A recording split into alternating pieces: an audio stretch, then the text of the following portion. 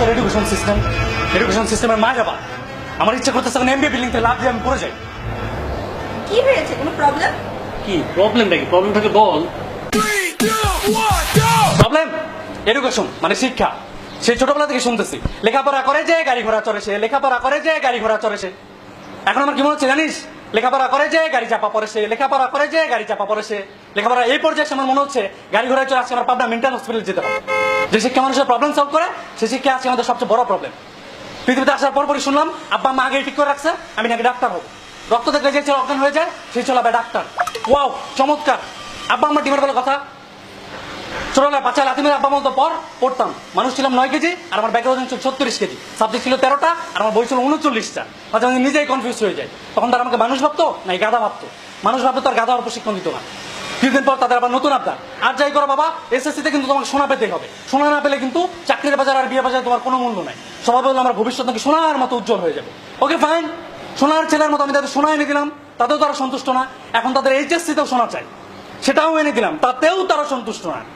ভাগ্যিস আমাদের সময় পিএসসি জেসি নাও স্বর্ণ প্রতিযোগিতা ওগুলো ছিল না, তাহলে আরো দুটি সোনার দাবিতে ঘরে ঘরে মিছিল হতো। যাই হোক এইচএসসি দিলাম, সোনাও পেলাম। এখন তারা মানলো 90 ডিগ্রি অ্যাঙ্গেলে পোল্ট্রি।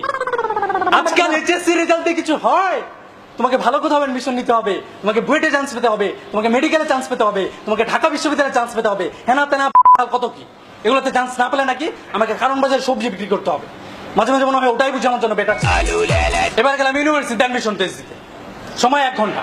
1 ঘন্টার মধ্যে তারা বুঝে ফেলবে আমি তাদের ইউনিভার্সিটিতে পড়ার যোগ্য কিনা। 1 ঘন্টা ধরে আমি কি করলাম? এরকম গোল গোল বৃত্ত পরাগ করলাম। তারপর তারা আমাকে যথাবিহিত সম্মানপূর্বক জানালো, কি জানালো? আমি তাদের ইউনিভার্সিটিতে পড়ার যোগ্য না। কোথায় লেখাপড়া করে ডক্টর ইঞ্জিনিয়ার হবো, আব্বা আমার ইচ্ছা পূরণ করবো, সেখানে তারা 1 ঘন্টার পরীক্ষা নিয়ে রায় দিয়ে দিল আমি তাদের ইউনিভার্সিটিতে পড়ার যোগ্য না। তখন কি করতে মন চায় বল? আরে ভাই 12 বছর ধরে পড়াশোনা করছি, অ্যাটলিস্ট 12 ঘন্টা তো পরীক্ষা নিতে পারতো। 1 ঘন্টায় কেমন বুঝলো আমি যোগ্য না? আচ্ছা সব বাদ, ধর 1 ঘন্টার পরীক্ষা দিয়ে আমি চান্স পাইলাম। কি মনে হচ্ছে কাহিনী শেষ? কাহিনী এখনো শেষ হয় না মামা, এখান থেকে আমার নতুন এপিসোড শুরু। তখন আমার শ্রদ্ধেয় শিক্ষক মশাইরা আমার গলায় যে সাবজেক্ট ঝুলাই দিবে আমাকে সেটাই পড়তে হবে। আমি পড়তে চাই বাংলা, আমার গলায় ঝুলাই দিচ্ছে ফার্সি। ব্যাপারটা এমন যে তুই হানিমুন করতে চাস ইউনিভার্সিটিতে, কিন্তু তোকে জোর করে পাঠাই দিচ্ছে উগান্ডাতে। তখন কিচ্ছু করার নাই মামা, তখন তোমার বনের জঙ্গলে লতাপাতার সাথে হানিমুন করতে হবে। আরে ভাই আমার যেটা ভালো লাগে তুমি আমাকে সেটা করতে দাও, আমাকে আমার মতো শিখতে দাও। কেন ওই জবরদস্তি? একটা সুন্দর জাতির জন্য শিক্ষা দরকার, অবশ্যই দরকার, এই ব্যাপারে কোনো সন্দেহ নাই। কিন্তু সেই শিক্ষাটা যখন বোঝা হয়ে দাঁড়ায় তখন তো জাতীয় অকালে পটল তুলবেই। মুস্তাফিজের শিক্ষা হলো কিভাবে আলো বল করা যায়, ও কোটা শেখানো। কিন্তু ওকে জোর করে ভূগোল পড়তে যাও, প্রবলেমটা ওখানে। আরে ভাই প্রত্যেকটা মানুষের ভালো লাগার একটা জায়গা আছে, যার যেটা ভালো লাগে তাকে ওটা করতে দাও, কেন ওই জবরদস্তি?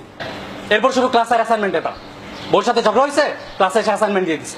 সপ্তাহে দিনের সংখ্যা 7 আর অ্যাসাইনমেন্টের সংখ্যা 14। স্যারকে যদি জিজ্ঞেস করি স্যার অ্যাসাইনমেন্ট 14টা কেন, তখন বলবে আমি দিছি একটা, আমার বউ দিছে একটা, আমার ছোট মেয়ে একটা, মেজো মেয়ে একটা, বড় মেয়ে একটা, আমার ছোট ছেলে একটা, মেজো ছেলে একটা, বড় ছেলে একটা, আমার আব্বা দিছে একটা, আমার আম্মা দিছে একটা, আমার শ্বশুর একটা, শাশুড়ি একটা, আমার উকিল বাবা একটা, আর হচ্ছে কি আমার খালাতো ভাইয়ের শালার ছেলে দিছে একটা। টোটাল 14। 4টা বছর ধরে কুত্তার মতো অ্যাসাইনমেন্ট করলাম, এখন আমার নিজের এই কুত্তা মনে হয়। স্যারদের হাতে আবার 10 মার্কস। তো চান যে আমি মাস্ক বেয়াদবির কথা তো চিন্তাও করা যাবে না। এক কোর্সের জনক শিক্ষক আমাকে 10-এ 0 ধরাই দিলেন। তাকে আমি যথাবিহিত সম্মানপূর্বক জিজ্ঞাসা করিলাম, জনাব আমার 0 পাওয়ার কারণটা যদি একটু বলিতেন। তিনি আমাকে বলিলেন তুমি আমার সাথে বেয়াদবি করিয়াছো বৎস। তাকে আমি পুনশ্চ জিজ্ঞাসা করিলাম, তো জনাব আপনার সাথে আমি কি বেয়াদবি করিয়াছি? তিনি আমাকে মাখা মাখা সুরে বলিলেন, তুমি পাঠদানের সময় 3খানা হাঁচি দিয়েছো বৎস। এই যদি আমার বেদবি নমুনা, তোরাই বল আমার কি করা উচিত? আমার তো অনেক আগে প্যারাসিটামলকে মারা যাওয়া উচিত। আল্লাহ 30টা দিন এক্সাম, আল্লাহ 30টা দিন এক্সাম। ক্লাসের যে এক্সাম বেশি, short term, mid term, long term, মাল টার্ম, কত যে টার্ম আছে তার কোনো হিসাব নেই। স্যাররা আমাদের সাথে কুতুকুতু খেলে। ক্লাসে পড়াবে একটা আর পরীক্ষা দিবে আরেকটা। ব্যাপারটা এমন যে ক্লাসে খাওয়াবে সাদা ভাত আর পরীক্ষা দিবে নান্নার বিরিয়ানি, তাতে তুই কাপ। মাঝে মাঝে মনে হয় এক্সাম যে আবিষ্কার করছে তারা যদি পাইতাম তাহলে আমি 3 ঘন্টার একটা এক্সাম নিতাম। 3 ঘন্টার এক্সামে কোশ্চেন থাকতো 3 ঘন্টা থাপড়ায় তোর চেহারার কি অবস্থা হবে। সপ্তাহে 2-1 দিন ছুটি পাই, ভাবি আরাম করে একটু ঘুমাবো, কিন্তু ঘুম আর কপালে নাই। কারণ ওই যে স্যার তার বউকে নিয়ে হানিমুনে গেছে, ওটা মেকআপ ক্লাস ফ্রাইডেতে দিলেও ঘুমের 12টা বাজায়। লোকজন আমরা বলতো একবার ইউনিভার্সিটিতে ওঠো, তখন আর পড়াশোনা নিয়ে কোনো টেনশন করতে হবে না, তখন খালি আরাম আর আরাম, খুব আরাম। আমার খুব আরাম লাগতেছে। এই পাবলিক কলেজ যদি এখন পাইতাম তাহলে সকাল থেকে রুটিন করে থাপড়াইতাম। ল্যাব করো 14 ঘন্টা, ল্যাব রিপোর্ট তৈরি করো, ইন কোর্স এক্সাম দাও, ফাইনাল এক্সাম দাও, সিজিপিএ কম, রিটেক খাও। এগুলো কি লাইফ? বল এগুলো কি লাইফ?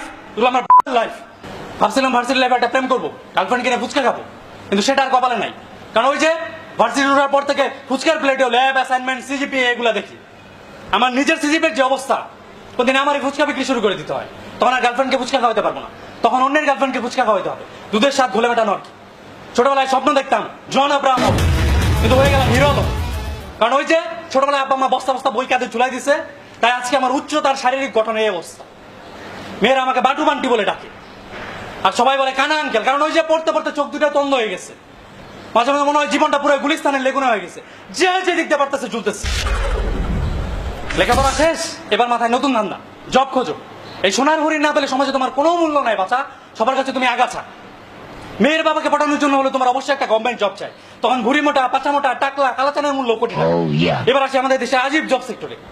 তুমি পড়তেছো কম্পিউটার সায়েন্সে, কিন্তু আমাকে জব করতে হবে ব্যাংকে, বিসিএস দিয়ে তুমি হয়ে যাবে এএসপি।